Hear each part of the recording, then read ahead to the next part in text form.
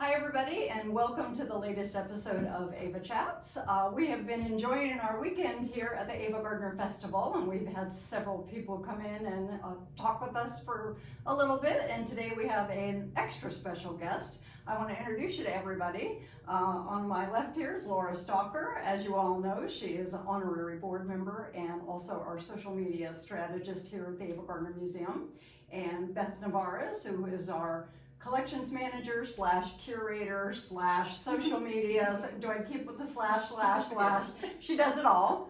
I didn't introduce myself, but I am Linnell Siebold, the executive director. And on my right here is our very special guest. This is Victoria Price.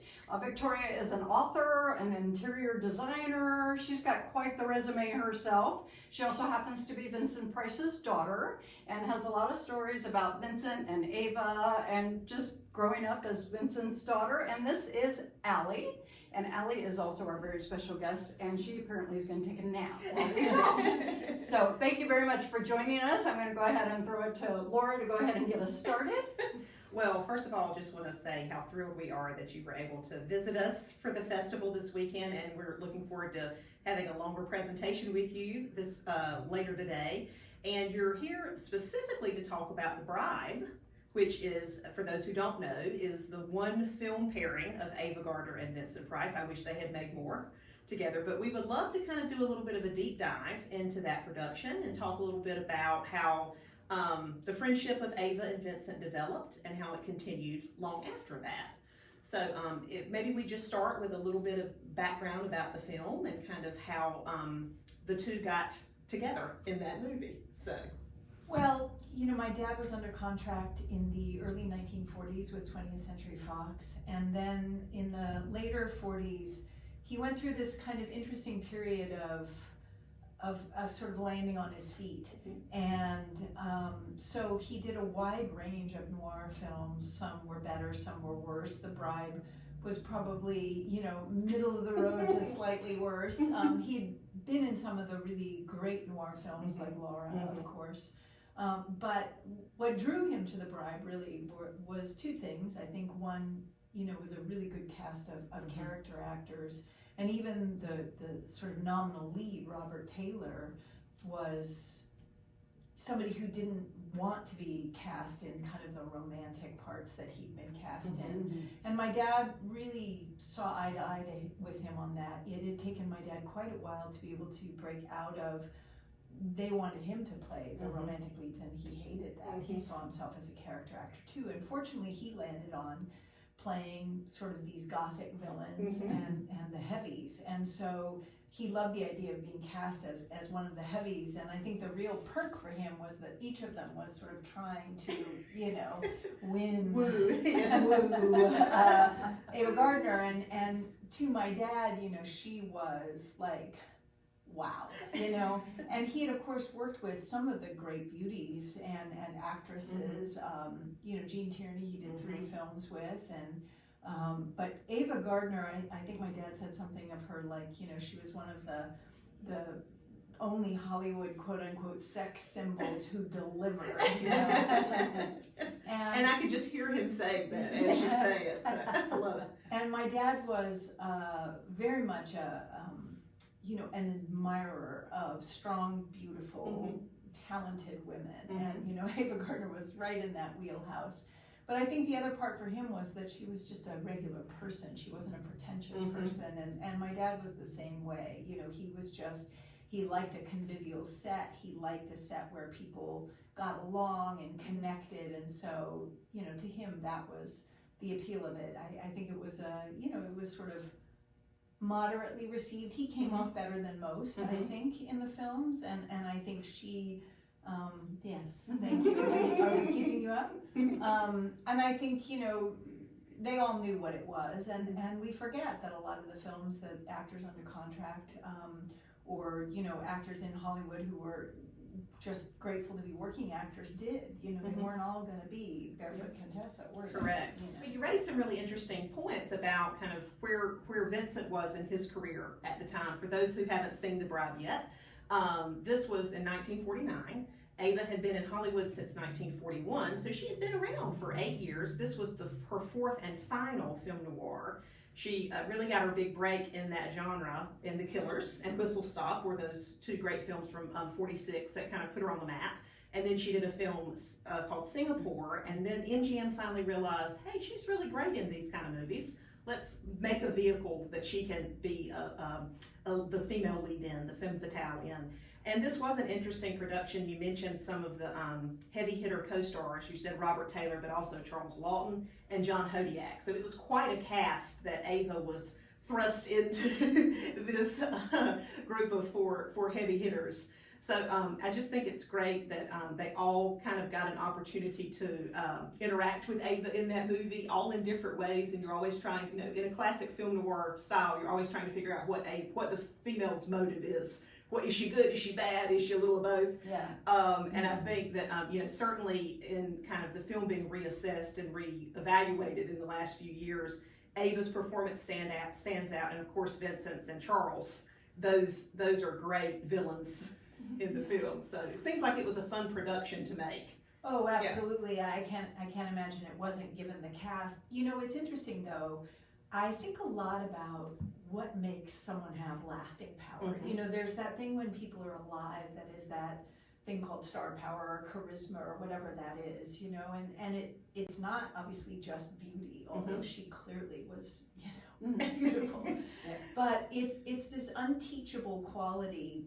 But then there's this other thing about what makes someone last. Now, Mhm. certain things I think are an early death, you know, Mhm. I know this sounds macabre, but like James Dean or Of course. Marilyn Monroe or tragic. And tragic, they're locked yeah. in that time. Yes, It's exactly. always at that peak Exactly. beauty. Mm-hmm. But there's something else, you know, and it's not necessarily, like Robert Taylor is an example I use all the time in my talks, that Robert Taylor at that time was one of the biggest names in Mhm. Hollywood. He was a Brad Pitt, he was a, Mhm. you know, Tom Cruise, he was a Jude Law, whatever. I mean, he was huge, you Mhm. know?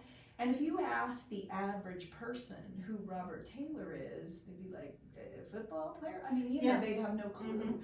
And he was humongous. Mhm. So what's interesting, you know, is that why didn't he last? And I think part of it is something he knew, obviously, that people who play just sort of leading men, romantic leading Mhm. men, there's not a lot for people to Mhm. sink their teeth into. There has to be an edge to it, like, let's say with Clark Gable, you Mhm. know, Mhm. somebody like Clark Gable. But I think the other thing is, and this is the sort of the fundamental thing I've come to believe, that there's something underneath all of that that Mhm. really makes someone last, and it's how their fans feel about them. True. And to me, I boil that down to the legacy of love. That Mhm. if really that's the only legacy anyone can leave, whether we're famous or not, you know? And it's that thing of connecting from your heart and other people's heart connecting to Mhm. yours. And I think for that, you have to be somebody who has values. Mhm. You know, somebody to whom the world means more than just a vehicle for you and your ego to become famous, you know? And I think it really strikes me that, I mean, the reason I always want to come and say yes to do something is because even as a little girl, I sensed that there were certain people my father thought were special. Mhm. And Ava Gardner was one of them. Well, that's so great. And you know, you again touched on so many great things. And one of the things we try to talk about with the museum is we really try to showcase the real Ava, That's right. the Ava away from Hollywood. And there's, you know, kind of an image of her, if you're just coming to her through films, that you may not recognize the depth, the intellectual curiosity that she had, the love of travel, the love of cultures, of dance, of music, of food, all these things, all things that your father was quite passionate about. And I think you can see in the fact that they were not stars, that even though they were within the confines of the studio system early on, they were never pigeonholed by that. And, you know, Ava, we like to say that there's a Ava film for everybody, because she worked in musicals and westerns and film noir and, you know, fantasies, you know, just horror, all kinds of things. And your dad was very much the same, that there's such a diversity of the career that there's an entry point for so many different people. And I think that is a reflection of their own curiosity of life, of travel, of opportunity, and all I that. also think a part of that too is with both of them is that they both let a piece of who they really are shine through in all of their roles. Mhm. A lot of people are acting and you see them acting, Mhm. but Ava for sure, you know, because obviously I'm very familiar with her work, but I believe Vincent as well just had a piece of who they really are shown through in every single one of their roles, and that connects with everybody that's watching that movie, and it makes you feel like you know that person, and that will cause you to have more of that staying power that you're talking about. Absolutely. I used to feel like I wish my dad had that association with one of the famous monsters, like, you know, Boris Karloff did, or, but then I realized that actually it was much better that he didn't, that precisely that, who he was came through in each role. Yeah, exactly. And, you know, there's that thing, I always use the example of, you know, that person who you think, if I sat next to them on an airplane, I bet I really, you know, enjoy it. And that's this weird little litmus test, because you know perfectly well that there are people who you might, I was a huge Gene Kelly fan. I mean, a huge Gene Kelly fan. And I had worked on the advertising for Les Mis, or was it Phantom? I don't know, both of them. But anyway, I was at the opening, and I had a very nice seat. So obviously, you know, I was well dressed. I was a professional person sitting there, you know, but I was by myself, and Gene Kelly sits down next to me, and I'm this huge Gene Kelly fan. And I'm like,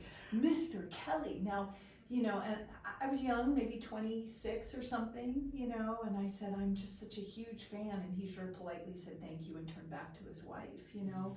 My dad would have sat there and said, you know, what was your favorite film? Or what, you know, what did you like? And we would have had this lovely, and he would have found out something about me, and we would have talked till the, you know, overture began. And that's what I grew up with. And I remember feeling, I mean, it didn't change how I felt about Gene Kelly fundamentally, but it did, you know, tarnish it a little, because part of what I loved about Gene Kelly was that feeling, you know, that like, you know, he'd dance right off the set of Singing in the Rain into the, you know, a cafe, and we'd sit there and have this lovely chat. Well, no, you know, and maybe he was just in a bad mood that night or whatever, you never know, but there's that, it's that feeling that makes people laugh. So even when someone's gone, you think, There's I still wonder, that connection. yes, I wonder what it would have been like to sit down. I bet she would have been, and then when people tell you they were wonderful, people look so, don't they look relieved when you tell them she's a wonderful person? They really do love the fact that what they think Ava Gardner is exactly what she is. And we hear so many great stories. I'm thinking of a story last festival where a gentleman came in and just started saying how one time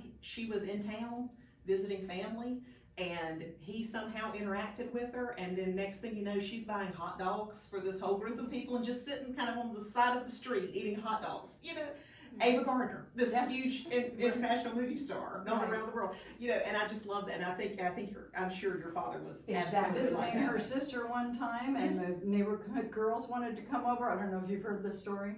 And Ava said, "Let them come on over." She's sitting in the bubble bath. Sitting in the bubble bath, and the 2 or 3 neighborhood girls wanted to come and see the famous Miss Gardner, and she'd come on in. So there's that their realness.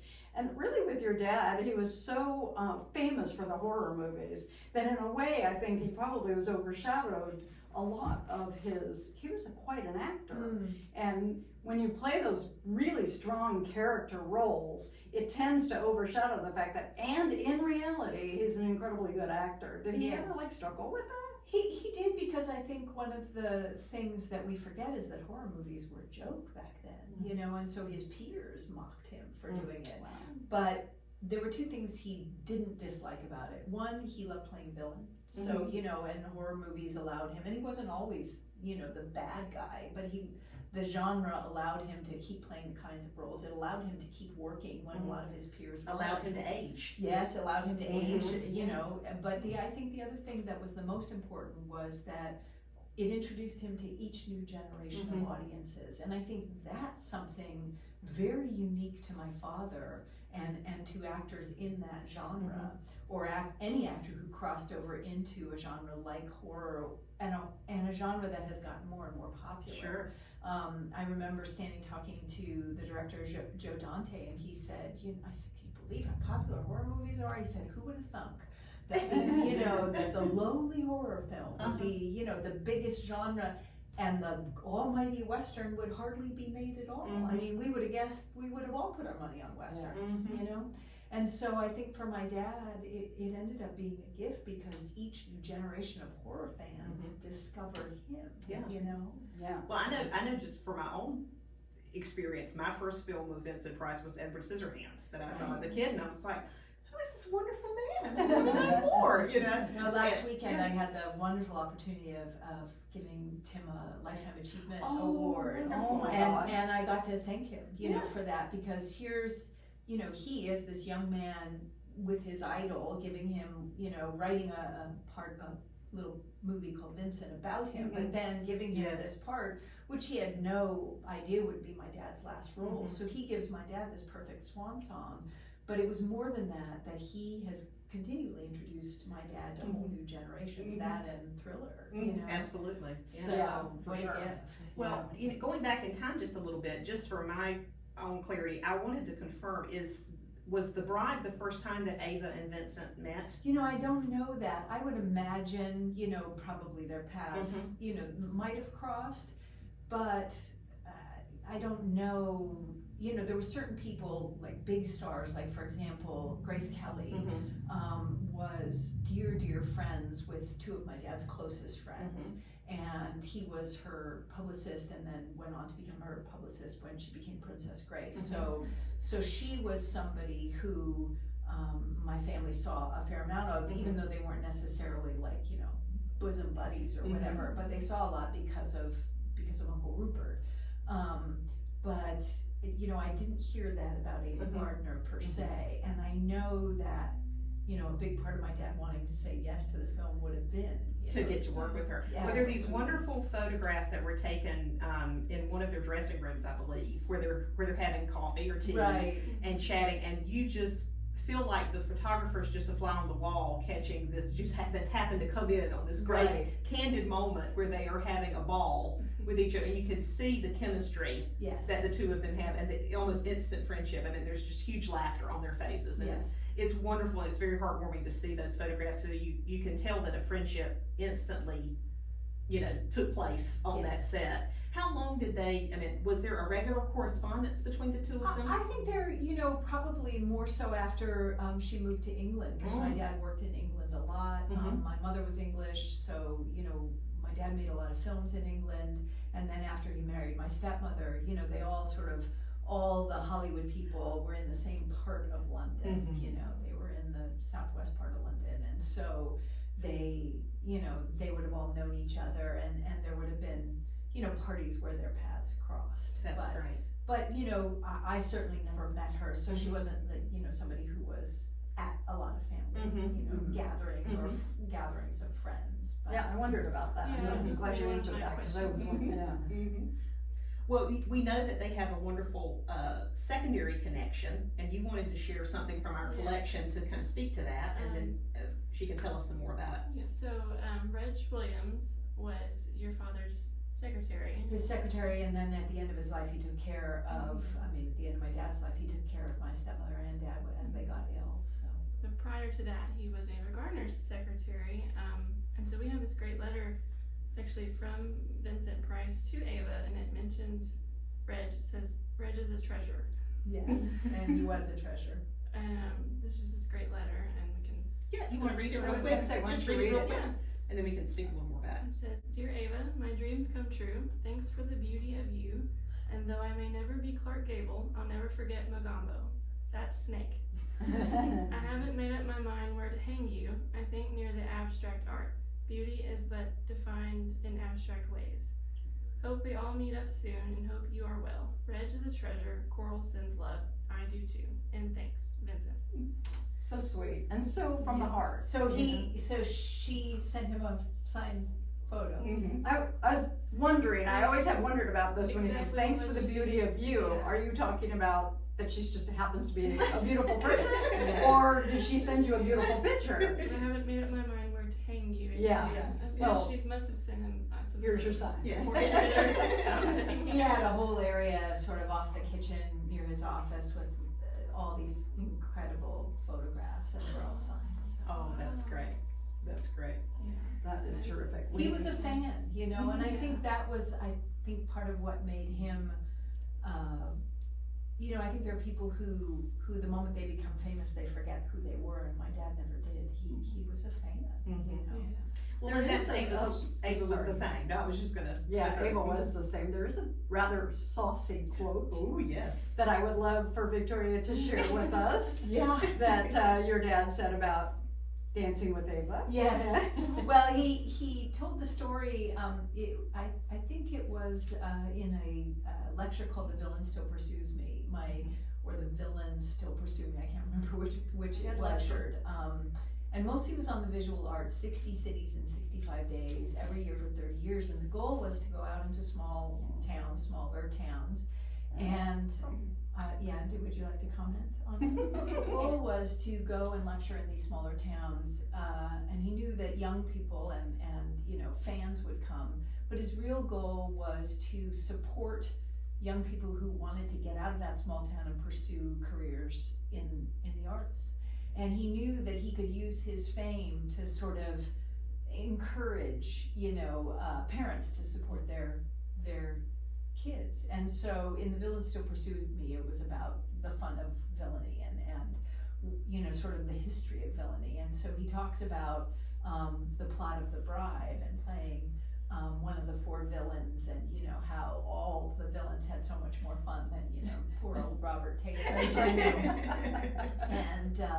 And just, you know, what sort of it gave him this excuse to talk about why playing a villain is so much more fun than playing the good guy. And he talks about remembering the rap party for the Bribe, and how each of them got to have a dance with Miss Gardner, and he sort of waxed on in The Villain Still Pursued Me about, you know, how he always had this crush on her and what, you know, how fabulous she was. And then he said, and when it was my turn to dance with her, I went limp in her arms. And then he said, well, not exactly limp. Well, I just think it's so great how you have been able to capture all of these stories and share all of this information with us. And you have some books that you have written, and we would love to kind of talk a little bit about those. Sure. Linnell, if you want to share the titles, and we can. Well, we've got, of course, Vincent Price was very well known, not only for being an actor, but he also was a cookbook author, which makes me assume that he was really interested in cooking. And there's several books with his name, and then also with his wife. Yeah, my mom.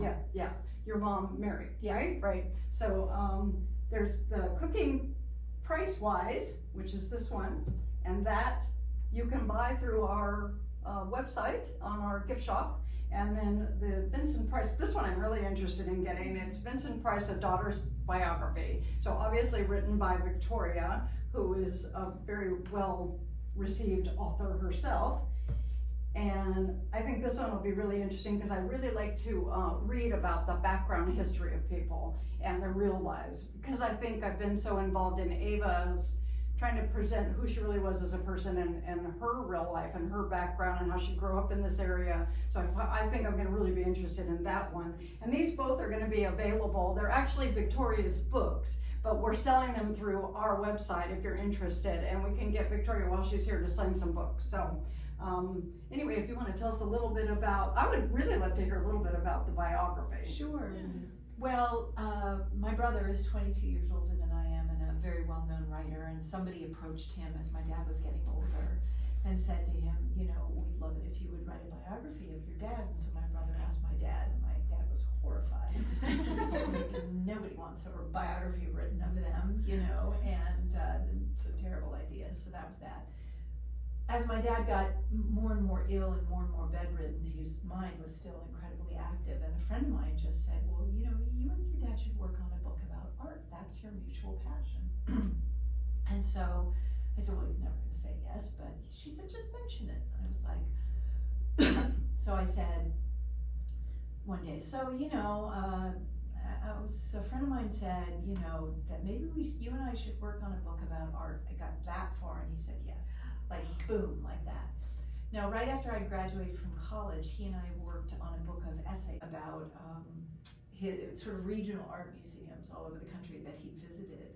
And so that was always our mutual passion was art. And so I would sit on his bed. I had a job where I worked from 6 in the morning till 1 in the afternoon, and that gave me time to work on my own writing project. So I would come up 3 afternoons a week, put a tape recorder between us, have a few questions in my mind, and he would just start talking. And of course, you know, from art, he veered into other things and all of that. Well, after he passed away, everybody said, you know, really you should do a biography. And I said, I don't think any child should write their parents' biography. It's not like we're objective.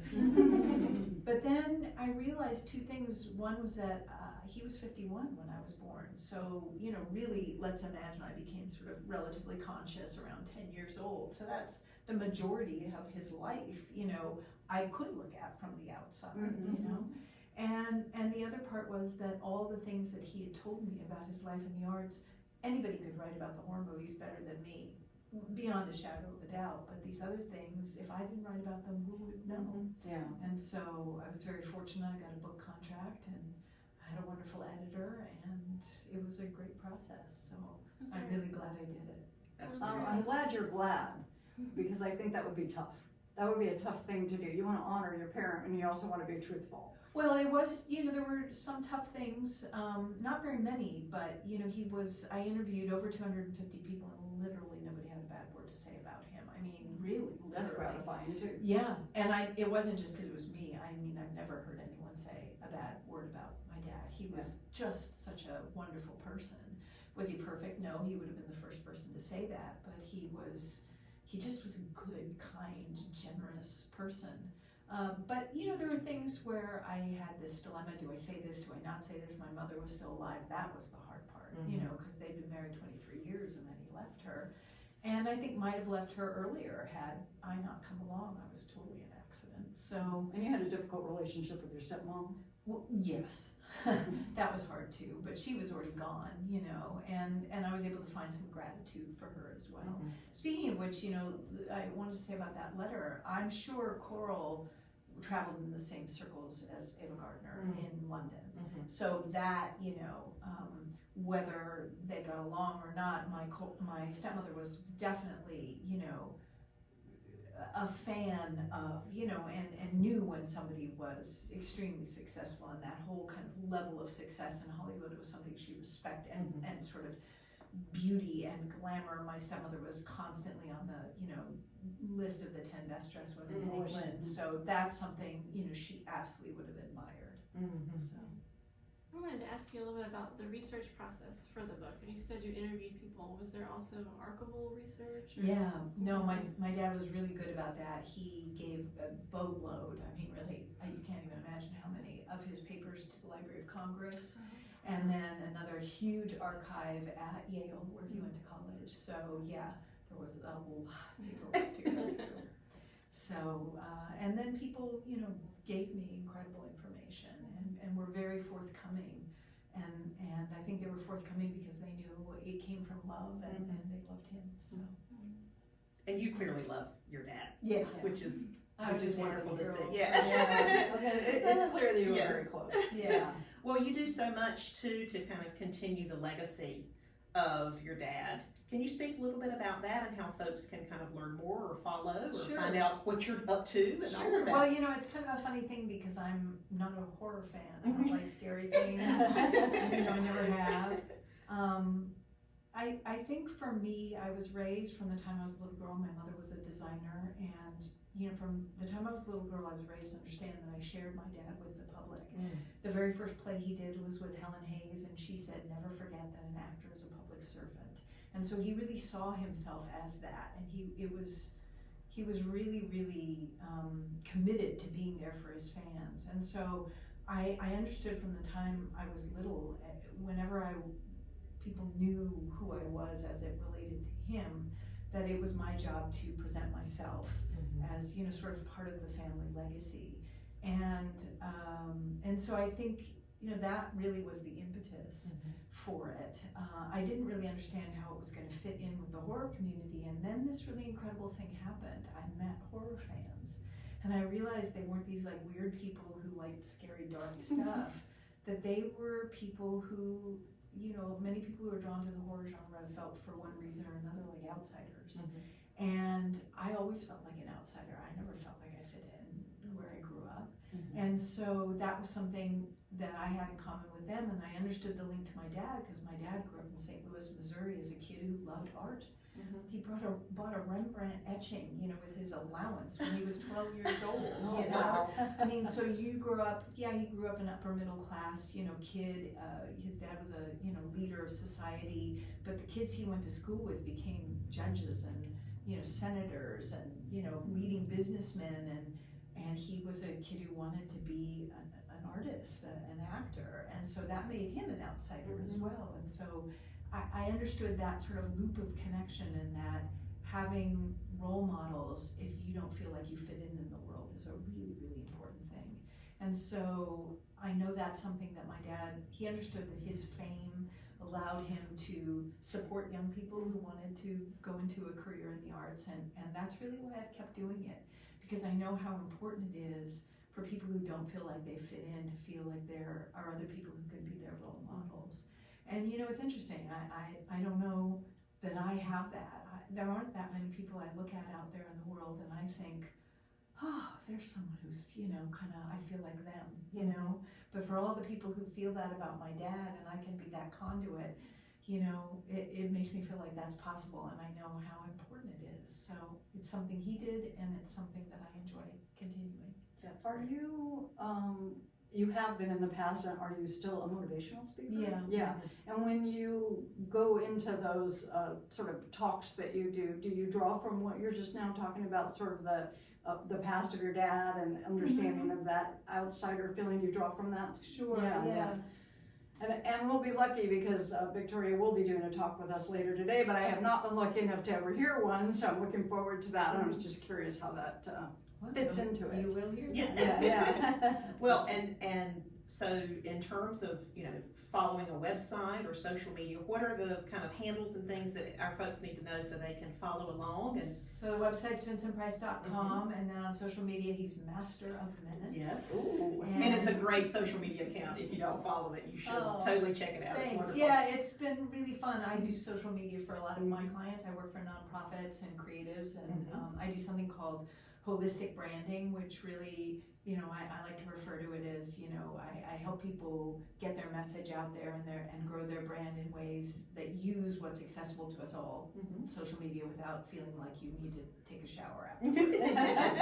There's something so ooky about. I'm not a fan of social media myself, but I have fun with the stuff with my dad because the fans are so wonderful. Yeah. So it's and there's things that I don't love as much as other things, but like yesterday I posted something and it tickled me, it was one of my dad's funny things, and I just, I thought, oh, I love it when he's funny, so I have fun with it, and it's been really fun. I started it at 0, and it just keeps growing and growing and growing, and he's been gone 30 years this year.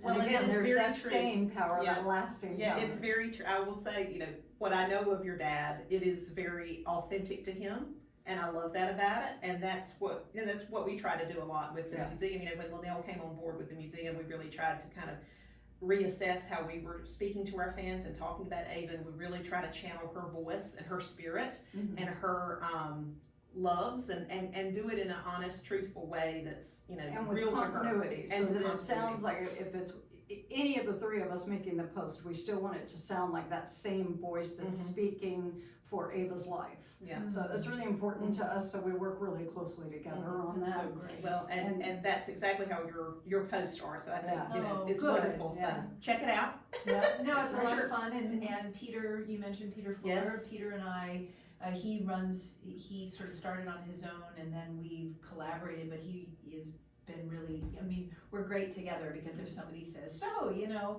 what happened in February of 1963, I'm like, and Peter will say, well, he was filming blah, blah, blah. And he knows everything there is to know. That's Laura. So it's fantastic when we're, giving a talk together. It's so great. They'll ask me something and I'll blather on. And then the last time I'll like, Peter, I don't even have to bother knowing, But we also lead these tours, and we really love it. And really it's about channeling, and it sounds very much like what, Miss Gardner loved. My dad loved food, and he loved culture, learning about cultures, and he loved travel, and he loved connecting with people. And so Peter and I lead these tours, and they're about off the beaten track, learning more about a culture and the exchange between cultures that come when you travel. And so Peter and I both love to travel, and so it's been really fun leading these tours. We just went to Transylvania this summer. Oh my goodness. Oh my goodness, gang, are we planning a trip? We need to do one of these tours. Oh, yeah, This would be absolutely. so fun. How about girls trip? Girls trip with Peter. Yes.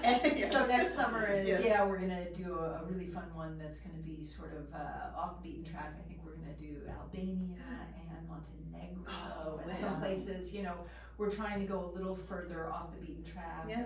and do things that feel maybe a little more like what it felt like when that generation went someplace in the 60s or the 50s, when things weren't just overrun. No, I love Romania, and we're gonna lead another tour there in 2025. So Oh, that's great. Yeah. Well, thank you so much, everybody, for joining us. Thank Laura and Beth for being with me today, and a special thank you to Victoria. Thank you for taking time Absolutely. and joining us at the Ava Gardner Festival. And make sure you get online and get a couple of these books so Victoria can get those signed for you. Thanks for joining us. Thank you. Thank you. Mhm.